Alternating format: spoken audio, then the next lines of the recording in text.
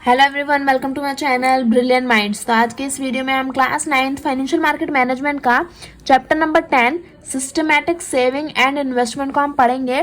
तो काफ़ी important chapter है। इस चैप्टर को हम काफ़ी डिटेल्स में पढ़ेंगे और काफ़ी अच्छे से पढ़ेंगे। तो अपना चैप्टर स्टार्ट करते हैं। तो in this unit we will learn about, तो इस यूनिट में हम क्या पढ़ने वाले हैं? व्हाट इज सेविंग, सेविंग क्या होती है। Second, investment and type of investment, यानी कि इन्वेस्टमेंट क्या होती है और उसकी टाइप क्या होती है। थर्ड है हमें टाइम वैल्यू और टाइम वैल्यू ऑफ मनी, यानी कि जो मनी है उसकी टाइम वैल्यू क्या होती है। फोर्थ दे रखा है हमें सिस्टमैटिक इन्वेस्टमेंट प्लान। और लास्ट जो है वो है हमारा नेट एसेट वैल्यू, तो NAS भी बोलते हैं, तो नेट एसेट वैल्यू। तो इस चैप्टर में हम ये सब पढ़ेंगे। तो अपना चैप्टर स्टार्ट करते हैं विदाउट वेस्टिंग टाइम। तो मैं आप सबसे एक बात कहना चाहूँगी कि अभी तक चैप्टर 9 तक मैंने सब कुछ कंप्लीट कर दिया है।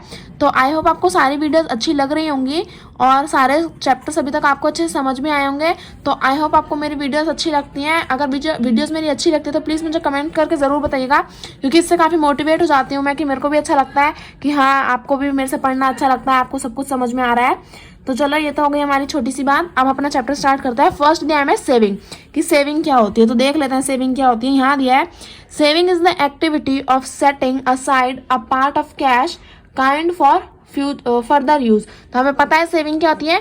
सेविंग एक ऐसी एक्टिविटी है, एक ऐसा काम है जिसमें हम क्या करते हैं, अपने कैश को या फिर कुछ भी हमारे पास जो भी पैसा है उसे क्या करते हैं, उसमें से कुछ निकाल के असाइड अ पार्ट, यानी कि उस पैसे में से कुछ पैसा क्या लगा लेते हैं, अलग से रख लेते हैं इन फ्यूचर उसे फर्दर यूज़ के लिए। यानी कि अगर इन फ्यूचर हमें किसी और काम के लिए उस पैसे की ज़रूरत पड़ेगी तो हम उस पैसे को यूज़ करेंगे। तो वो जो पैसा हमने बचा के रखा वो होती है saving. The loss to saving could be wasteful expenditure और non economical expending. For example, when a particular sum of money is intended for buying all your stationery requirement, it is a wasteful expenditure if you use the money for buying chocolates and ice cream, and it is a non-economical spending if you buy only one notebook by using the entire money. तो अब देखो, saving हमें पता चल गई। Saving क्या है, अपने पैसे को बचा के रखना। लेकिन हम अपना लॉस ऑफ सेविंग कब करते हैं, अपने पैसे, अपनी जो सेविंग है उसे बर्बाद कब करते हैं। हम अपनी सेविंग को इस तरह से बर्बाद करते हैं, जैसे अगर हमें क्या दिया जाए, हम दो तरह से अपनी सेविंग को बर्बाद करते हैं। एक तो वेस्टफुल एक्सपेंडिचर, फालतू की चीज़ों पर खर्चा करना, या फिर नॉन इकोनॉमिकल स्पेंडिंग, यानी कि जो इकोनॉमिकल स्पेंडिंग नहीं है, हमने क्या करा, गलत तरीके से अपने पैसे को खर्च किया। तो ये दो तरीके से हम अपनी सेविंग को बर्बाद कर सकते हैं। जैसे कि अगर हमें एक फिक्स्ड अमाउंट दे दी जाए, एक पर्टिकुलर सम दे दिया जाए पैसे का, कि समझ लो अगर हमें 100 रुपये दे दिए और बोला है कि इससे जितना भी स्टेशनरी का सामान है, यानी कि आपकी books, pencils, colour, sketch pen और आपके हाइलाइटर्स और जितने भी आपके पेन मैन जो भी होगी सारी चीज़ें, वो स्टेशनरी की चीज़, स्केल रिलेटेड सब कुछ, वो स्टेशनरी की चीज़ आपको इन 100 रुपये से खरीदनी है।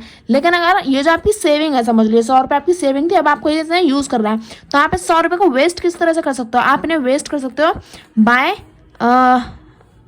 बाइंग चॉकलेट्स और आइसक्रीम्स खरीद कर। अब आप सोचो कि चॉकलेट और आइसक्रीम खरीद के हमने पैसा कहाँ बर्बाद किया, हमें तो खा के बहुत मज़ा आया, पेट भी भरा था, लेकिन पैसा किस लिए मिला था, पैसा मिला था स्टेशनरी की सामान खरीदने का। आपने क्या किया, आपने उसे फालतू के खाने पीने की चीज़ों में उड़ा दिया। तो ये होता है हमारा सेविंग का लॉस। दूसरा लॉस क्या हो सकता है, नॉन इकोनॉमिकल लॉस हो सकता है। By spending if you buy only one notebook by using the entire money, यानी कि अब 100 रुपये की एक बुक है, एक 10 रुपये की कॉपी भी आती है, एक 20 की भी आती है, एक 50 की भी आती है, एक 80 की भी आती है, एक 100 की भी आती है।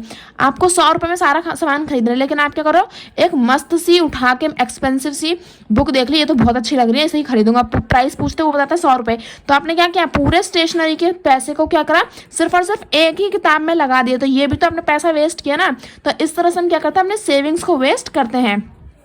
तो अब यहाँ पे दे रखा है, यू में ask like how can buying chocolates is could be wasteful expenditure. मैंने अभी बताया ना कि अब आप सोचोगे कि चॉकलेट्स पे पैसा खर्च करना वाला वेस्टफुल कैसे हो सकता है। मैंने बताया कि पैसा किस लिए मिला था, स्टेशनरी के सामान के लिए। आपने क्या किया, चॉकलेट्स में खर्च कर दिया, तो इसलिए वो क्या है, वेस्टफुल एक्सपेंडिचर है। How can buying one notebook could be regarded as non economical spending. तो अब अगर आप कहोगे कि एक किताब खरीदना, 100 रुपये की एक किताब खरीदना भला नॉन इकोनॉमिकल स्पेंडिंग कैसे हो गई। अब ध्यान दो, तो 100 रुपये क्यों मिले थे, इसमें बुक्स भी आएंगी, पेन भी आएगा, पेंसिल भी आएगी, स्केल भी आएगा, सारा स्टेशनरी का सामान आएगा। आपने क्या किया, सिर्फ और सिर्फ एक ही किताब खरीदी, तो ये क्या हो गया, नॉन इकोनॉमिकल स्पेंडिंग हो गई।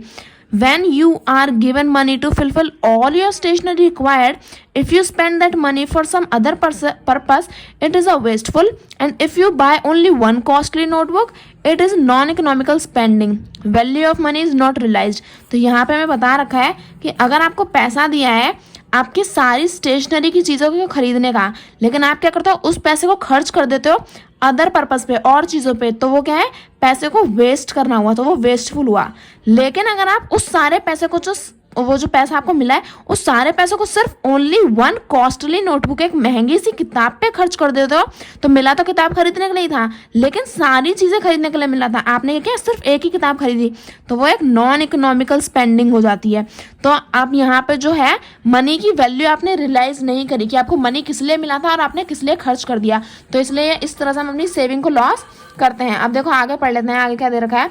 आगे दिया है saving can be defined as the proportion of disposable income not spend on consumption. तो सेविंग को हम क्या बोल सकते हैं, वो हिस्सा, वो पार्ट हमारे डिस्पोजेबल इनकम का जो हमने यूज ना किया हो, वो क्या होता है हमारी स्पेंडिंग. तो डिस्पोजेबल इनकम कौन सी होती है, हमारी नेट इनकम होती है हमारी. तो जो नेट इनकम होती है, अब इसमें से जो पैसे हम अपने खर्चों पे खर्च नहीं करेंगे, यानी कि नॉट स्पेंड ऑन कंजप्शन, यानी कि वो पैसा जो हम अपने ऊपर खर्च ना करके क्या कर ले, उसे बचा ले, तो वो क्या होता है, वो पैसा जो हम बचा लेते हैं वो होती है हमारी सेविंग. तो many of us use the word saving and investing interchangeably, यानी कि हम में से ज़्यादातर लोग क्या करते हैं सेविंग और इन्वेस्टमेंट को एक ही शब्द समझ के एक दूसरे की जगह पर यूज करते रहते हैं, but there are quite difference. Saving is, अब देखो सेविंग और इन्वेस्टमेंट में क्या है ना, डिफरेंस है, अलग अलग चीज़ें हैं दोनों. लेकिन कुछ लोग होते हैं जो सोचते हैं सेविंग और इन्वेस्टमेंट दोनों ही सेम चीज़ है, लेकिन सेविंग और इन्वेस्टमेंट दोनों अलग चीज़ है. डिफरेंस क्या है वो हम यहाँ समझते हैं. Saving is storing money safely like putting cash in a bank और लॉकर इन योर हाउस और पर्स एक्सेट्रा. अब देखो सेविंग क्या है, सेविंग है अपने पैसे को स्टोर करके रखना अपने पास, कहाँ पे, बैंक, मतलब अपने पास, मतलब उसका कुछ ना करना बल्कि उसे उठाना और रखना, सेव करके रखना, उसका कुछ नहीं करना. सेविंग का मतलब है अपने पैसे को बस स्टोर करके रखना. जो वो कैश जो है आपका उसे या तो बैंक में रखना या फिर अपने घर के लॉकर में रखना या फिर अपने घर में रखना या फिर अपने पर्स में रखना. ये होता है हमारा saving to meet our upcoming expenses. Saving क्या है, सेविंग वो चीज़ है जब हम अपने आने वाले खर्चों के लिए क्या करते हैं, अपना पैसा बचा के रख लेते हैं बैंक में, लॉकर में, घर में या फिर पर्स में. तो ये होता है हमारा सेविंग. अभी इन्वेस्टमेंट हम अपना नेक्स्ट पे से देखते हैं.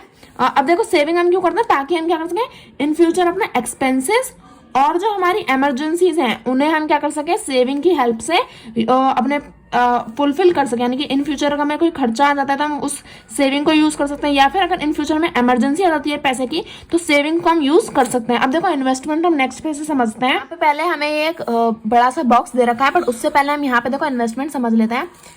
देखो वो वहीं से कंटिन्यू हो रहा है एक्सपेंसेस और emergencies, but this kind of saving you earn nothing or low fixed rate of return and you can withdraw or have access to your money easily.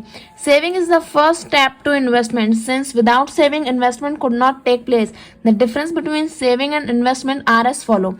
तो मतलब हमें क्या दे रखा है कि हम पैसा क्यों बचाते हैं, ताकि हम सेविंग क्यों करते हैं, ताकि हम अपने एक्सपेंसेस जो हमारे खर्चे हैं उन्हें फुलफिल कर सकें और जो हमारी इमरजेंसीज आ जाती है इन फ्यूचर उन्हें भी क्या कर सके, देख सके. यानी कि अगर इमरजेंसी में हमें पैसे की जरूरत है तो हम यूज कर सकें उस पैसे को. But this kind of saving you earn nothing, यानी कि अगर आप सेविंग करते हो सिर्फ और सिर्फ अपने पैसे को अपने बटुए में रखते हो तो 1 साल रखो या 10 साल तक रखो, वो पैसे उतने ही रहेंगे. अगर आपने 100 रुपये आज रखे हैं तो आज भी वो सेविंग के टाइम पर 100 रुपये ही रहेंगे और 10 साल बाद भी वो अगर सेव करके रखते हो तो वो 100 रुपये ही रहेंगे. तो जो सेविंग होती है उसमें क्या होता है, हम कुछ भी अर्न नहीं करते, कुछ एक्स्ट्रा अमाउंट हमारे पास नहीं आती है. या फिर जब हम बैंक में, लेकिन जब हम क्या करते हैं बैंक में अपना पैसा सेव करते हैं तो जो हमें इंटरेस्ट मिलता है उसमें क्या मिलता है, काफ़ी लो और फिक्स्ड रेट ऑफ इंटरेस्ट हमें मिलता है और हम क्या कर सकते हैं उस पैसे को इजीली निकाल सकते हैं. यानी कि अगर हम सेविंग करते हैं तो सेविंग में क्या होता है, हमारे पैसे पे वैल्यू इंक्रीज नहीं होती है, हमारा पैसा वैसा का वैसा ही रखा रहता है. आज भी 100 रुपये है, कल भी 100 रुपये रहेगा और 2 महीने बाद भी 100 रुपये ही रहेगा. लेकिन अगर हम इन्वेस्टमेंट करते हैं, इन्वेस्टमेंट मतलब जो हमने पैसे पे ब्याज लगवाएं, एक्स्ट्रा पैसा कमाएं, तो जैसे हम अपने पैसे को कहाँ लगाते हैं, इन्वेस्ट करते हैं. जैसे हम बैंक में इन्वेस्ट करते हैं तो बैंक क्या करता है, या तो लो इंटरेस्ट देता है या फिर फिक्स्ड रेट ऑफ रिटर्न देता है.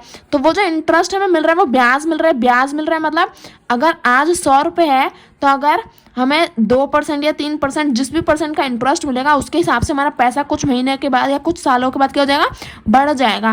तो यानी कि सेविंग क्या है, सेविंग में हमारा पैसा इंक्रीज नहीं होता, लेकिन इन्वेस्टमेंट में जो हमारा पैसा है वो इंक्रीज होता है। तो यही डिफरेंस है हमारा सेविंग और इन्वेस्टमेंट में। अब देखो हम यहाँ पे ऊपर देख लेते हैं, यहाँ देखो अब सेविंग और इन्वेस्टमेंट दे रखा है, यहाँ दे रखा है मीनिंग क्या है सेविंग का, सेविंग का मीनिंग है excess of income over expenditure, यानी कि जो हमारे इनकम है उसमें से अगर हम एक्सपेंडिचर को काट देते हैं तो जो हमारा पैसा बचता है वो क्या हमारी सेविंग है।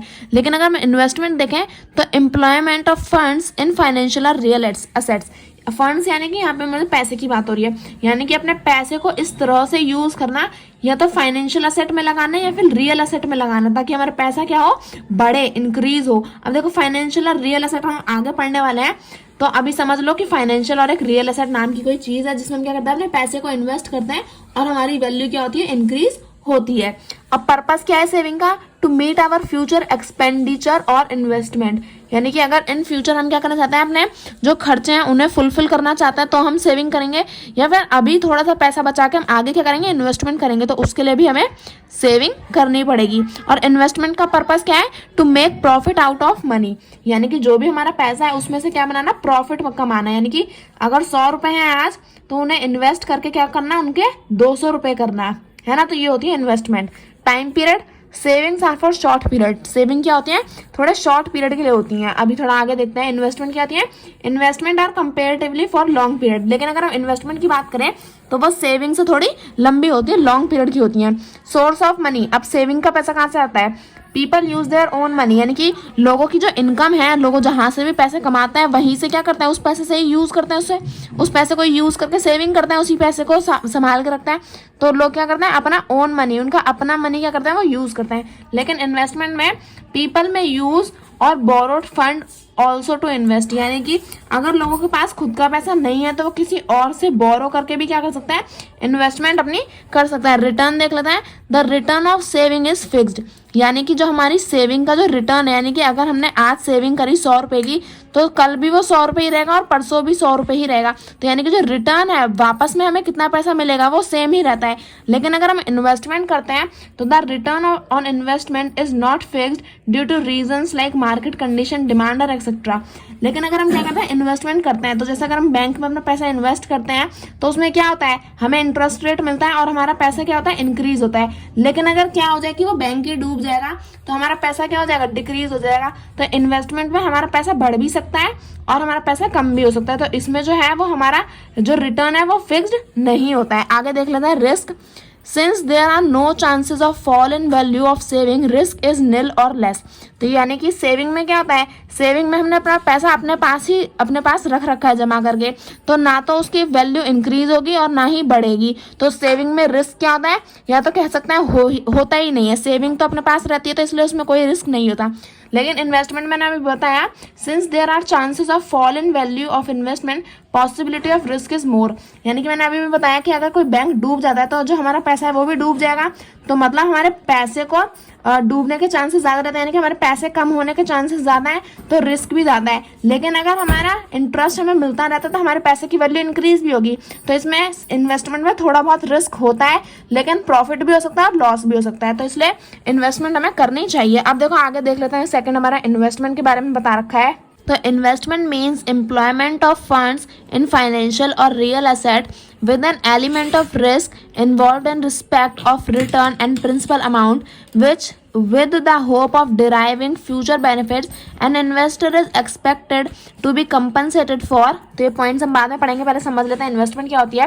तो इन्वेस्टमेंट क्या है, इन्वेस्टमेंट हमारी ये चीज है जिसमें हम क्या करते हैं, अपने पैसे को, फंड यानी कि यहाँ पे हमारी मनी की बात हो रही है, MONEY, राइटिंग थोड़ी सी खराब हो गई सॉरी। पर देखो फंड क्या होता है हमारा, मनी। तो अपने पैसे को कहाँ लगाना, फाइनेंशियली या फिर रियल एसेट्स में जब हम अपने पैसे को इन्वेस्ट करते हैं तो वो होती है हमारी इन्वेस्टमेंट। तो अब जो हमारी इन्वेस्टमेंट है इसमें क्या होता है, रिस्क इन्वॉल्व होता है, यानी कि हमारा पैसे का डूबना या फिर पैसे का ज़्यादा होना, ये दोनों ही चीज़ें हैं। या तो हमारा पैसा इंक्रीज भी हो सकता है या फिर हमारा पैसा डूब भी सकता है। तो इसमें रिस्क क्या होता है, हमारे इन्वेस्टमेंट में रिस्क होता है। तो हमें पैसा, हमें जो इन्वेस्टमेंट में रिस्क किस टाइप से है, देखो अब हमें रिटर्न मिलता है ना, हम इन्वेस्टमेंट क्यों करते हैं, ताकि हमें अपने जो हमारा पैसा है उस पर एक एक्स्ट्रा अमाउंट मिले। तो जो रिटर्न है वो हमारी प्रिंसिपल अमाउंट पे हमें दी जाती है, यानी कि हमें इंटरेस्ट दिया जाता है। जो भी पैसा हमने सेव डिपॉजिट किया है, जो भी पैसा हमने इन्वेस्ट किया है, वो होता है प्रिंसिपल अमाउंट। तो इस प्रिंसिपल अमाउंट पे हमारा जो इंटरेस्ट मिलता है, तो यही क्या होती है, यानी कि प्रिंसिपल अमाउंट पे जो रिटर्न मिलता है, तो इस चीज़ को हम क्या बोलते हैं, इस चीज़ को हम बोलते हैं इन्वेस्टमेंट। तो अब देखो इन्वेस्टमेंट हमें किस टाइप में मिलती है। तो फर्स्ट दे रखा है investment, an investor is expected to be compensated for, यानी कि जो इन्वेस्टर है अगर वो अपना पैसा किसी कंपनी के साथ या किसी बैंक के साथ इन्वेस्ट कर रहा है, तो उसे क्या मिलेगा बदले में, कुछ तो फायदा होगा, तभी तो वो लेगा ना, फालतू में तो कोई अपना पैसा किसी और को देगा नहीं। तो देखो क्या फायदा होता है, सैक्रिफाइसिंग करंट कंजप्शन, यानी कि अगर कोई इन्वेस्टमेंट कर रहा है कोई इंसान, तो वो क्या करेगा, अपने जो पैसा है अगर उसमें लाखों रुपए इन्वेस्ट किया, तो वो अभी अपना उस पैसे को यूज नहीं कर सकता, क्योंकि उसने क्या किया, अपना पैसा इन्वेस्ट कर दिया। लेकिन सेकंड पॉइंट क्या है, effect of inflation and risk taken, ये थर्ड पॉइंट भी हो गया। तो देखो हम इन्वेस्टमेंट क्यों करते हैं, ताकि जो इन्फ्लेशन का मतलब होता है महंगाई, तो इन फ्यूचर अगर महंगाई बढ़ेगी तो हमें ज़्यादा पैसे की ज़रूरत है। आज अगर वो मेरे पास 1000 रुपये हैं, लेकिन 2 साल के बाद अगर वो 2000 रुपये या 1050 रुपये या 1100 रुपये हो जाते हैं, तो मेरा तो फायदा ही है ना, मुझे तो 100 रुपये एक्स्ट्रा मिले। तो महंगाई से लड़ने के लिए, यानी कि आगे चल के फ्यूचर में महंगाई बढ़ेगी, तो अगर हमारे पास ज़्यादा पैसा होगा, अगर हम इन्वेस्टमेंट करते रहेंगे तो हमें रिटर्न मिलता रहेगा, तो रिटर्न मिलेगा तो हम अमीर हो जाएंगे थोड़े बहुत। तो इसलिए हम इन्वेस्टमेंट क्यों करते हैं, ताकि हम महंगाई झेल सकें। और रिस्क टेकन, और हम रिस्क लेते हैं थोड़ा सा, क्योंकि अगर हम इन्वेस्टमेंट करेंगे तो रिस्क दोनों साइड का है, या तो पैसा बढ़ भी सकता है या फिर कम भी हो सकता है। तो इन्वेस्टमेंट में एक तो पहले हम अपना जो करंट कंजप्शन है, यानी कि उस पैसे को हम अभी उस पैसे को यूज़ नहीं कर सकते, तो उस पैसे को ना यूज़ करना हम सेक्रीफाइस करते हैं। दूसरा, इन्फ्लेशन का जो कॉस्ट है, यानी कि इन्फ्लेशन जो आगे फ्यूचर में महंगाई होगी, उससे बचने के लिए इन्वेस्टमेंट करते हैं, और थोड़ा सा रिस्क हमें झेलना पड़ता है। आप देखो आगे देख लेते हैं, investment can be made in one of the following.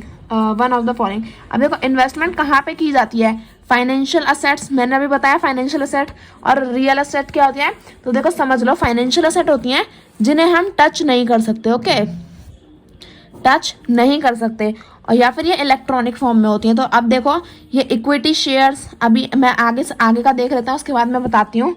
तो फर्स्ट दे रखा है इक्विटी शेयर, नेक्स्ट में स्टार्ट करते हैं। तो अब यहाँ मैंने लिख दिया first equity share, second preference share, third share bonds. अब देखो अब आपकी कुछ भी समझ नहीं आ रहा होगा, मुझे साफ साफ समझ में आ रहा है ये बात आपकी। देखो पढ़ाते पढ़ाते मैं भी समझ गई हूँ कि बच्चों को क्या समझ में आता है, क्या समझ में नहीं आता। देखो आपको बिल्कुल भी समझ नहीं आ रहा होगा ये इक्विटी शेयर क्या है, ये क्या है, ये क्या वारंट शेयर, ये क्या बता रही है। तो देखो इक्विटी शेयर ना और प्रेफरेंस शेयर दोनों कंपनीज में होते हैं, जो कंपनी के शेयर होल्डर होते हैं ना। अब देखो अभी ये आपके सिलेबस में नहीं है, ये 10th क्लास के सिलेबस में है, तो अभी आप बस इतना समझ लो कि ये क्या होता है, कंपनी से रिलेटेड है। जो कंपनी में मालिक होता है वो किस तरह से बनता है, शेयर ही तो खरीदते हैं ना कंपनी के, तो तभी तो हम कंपनी के ओनर्स बनते हैं। तो अब देखो ये equity share, preference share, share warrants, ये सब कंपनी से रिलेटेड चीज़ हैं। तो अभी आप 9th में हो तो अभी आपका सिलेबस में नहीं है ये सारी चीज़ें। अगर आप इंटरेस्टेड हो जानने में तो आप सर्च कर सकते हो, मेरी 10th क्लास में चैप्टर 1 में ही दे रखा है ये। तो चैप्टर 1 में 10th क्लास के इक्विटी शेयर्स दे रखा है, आप चेक कर सकते हो अगर आप इंटरेस्टेड हो तो ये सारी चीज़ें इन्हें हम टच नहीं कर सकते, ठीक है। तो equity share, preference share, share warrants, exchange trade funds, global depository receipts, unit of mutual fund, mutual fund की तो ऐड भी आती है, आपने देखी होगी, डिबेंचर्स, डेब्ट security, commercial papers, deposit with companies and banks, post office saving certificate, provident fund, investment, insurance policy. तो ये सारी चीज़ें क्या है, ये सारी चीज़ें हमारी। अब देखो अब आप कहोगे इंश्योरेंस पॉलिसी को तो हम टच कर सकते हैं, तो हाथ में पेपर आता है। अरे हाथ में पेपर ही तो आता है, इंश्योरेंस पॉलिसी को थोड़ी ना टच कर सकते हो आप। तो देखो ये सारी चीज़ें क्या होती है, ये सारी चीज़ें होती है हमारी फाइनेंशियल असेट। तो आप चाहो तो इन्हें याद भी कर सकते हो कि फाइनेंशियल असेट क्या क्या होता है। तो देखो अभी आपको समझ नहीं आ रहा तो कोई बात नहीं, आप समझ लो कि एक एक चीज़ है, ये डिफरेंट नेम है जिसमें हम क्या कर सकते हैं, इन्वेस्टमेंट कर सकते हैं। तो ये अभी आपके सिलेबस में नहीं है, तो इसलिए आपको दिमाग खराब करने की अपनी जरूरत नहीं है। तो देखो एक तो इनमें इन्वेस्ट कर सकते हैं, दूसरा हमारा रियल एसेट, रियल एसेट जिसे हम हाथ लगा सकते हैं, जिसे हम टच कर सकते हैं। तो रियल इस्टेट यानी कि जो हमारी प्रॉपर्टीज, हाउस, कार्स, ये सब होती हैं, ये रियल इस्टेट होती हैं। Gold, silver, diamond, art pieces, artifact, stamps, coins, antiquities, तो इन सब में हम क्या कर सकते हैं, इन्वेस्ट अपना कर सकते हैं। इन सब में देखो, आप किसी प्रॉपर्टी को खरीदोगे तो आज वो 10 लाख की है, आगे चल के महंगाई बढ़ेगी तो 20 लाख की हो जाएगी, तो 10 लाख का आपको फायदा हुआ ना। 10 लाख आपने पैसा 10 लाख इन्वेस्ट किया था, 10 लाख बदले में मिला, क्योंकि 10 लाख में खरीदा ना, 20 लाख में बेचा, तो 10 लाख इन्वेस्ट किया और 10 लाख का एक्स्ट्रा फायदा हुआ। तो गोल्ड सिल्वर इन सब में क्या होता है, फायदा होता है। देखो सोना बीच में कितना महंगा हो गया था, तो इसी तरह से ये क्या होती है, मेरी फाइनेंशियल और रियल एसेट, हम यहाँ पे इन दोनों में इन्वेस्ट कर सकते हैं। अब देखो स्पेकुलेशन देख लेते हैं।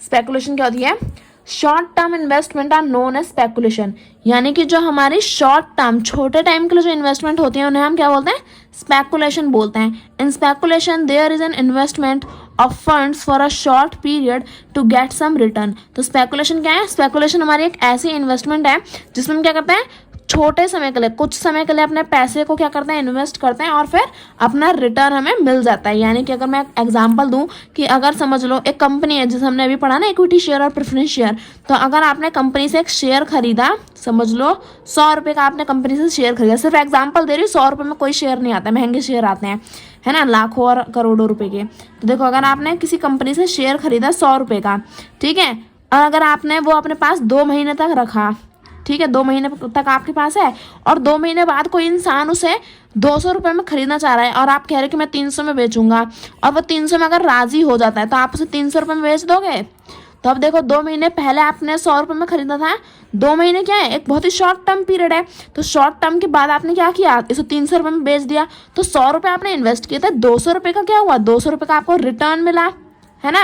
अब रिटर्न मिला तो ये क्या हुई, हमारी इन्वेस्टमेंट ही तो हुई। तो छोटे टाइम की जो इन्वेस्टमेंट होती है उसे हम बोलते हैं स्पेकुलेशन। तो अब देखो the speculator makes use the fluctuation in the movement of price of an asset has high risk, यानी कि अब ये जरूरी तो नहीं ना कि हर इंसान महंगाई खरीदेगा, ऐसा भी तो हो सकता है कि महंगाई ना हो, कोई किसी वजह से, जैसे अब कोरोना आ गया तो सारी चीज़ें बहुत सस्ती हो गई ना, अभी तो महंगाई बढ़ गई क्योंकि परेशानी आ गई, लेकिन समझ लो कोरोना के बाद अगर देखो इकोनॉमिकली तो बहुत ज़्यादा परेशानियाँ हो गई ना, तो अगर सोचो कि कोई इंसान, सामने वाला इंसान महंगा नहीं खरीद रहा, वो सस्ते में खरीद रहा है, आपने 100 का खरीदा, वो बोल रहा है कि मैं तो 70 रुपये में खरीदूंगा, तो आपका 30 रुपये का लॉस हो रहा है ना।